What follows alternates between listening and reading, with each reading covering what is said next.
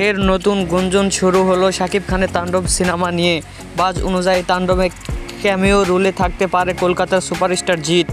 আগামী 9 মে ভারতে যাবে তাণ্ডব টিম, সেখানে তাণ্ডবের বাকি শুটিং হবে আর জিৎ সেখানে শুটিংয়ে যোগ দেবেন।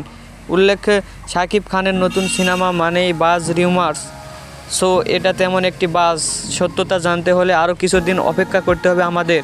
সবাই যদি তাণ্ডব সিনেমার মুভির নতুন নতুন আপডেট পেতে চান অবশ্যই চ্যানেলটিকে সাবস্ক্রাইব করে রাখবেন এবং পরবর্তী ভিডিওর জন্য অপেক্ষা করুন।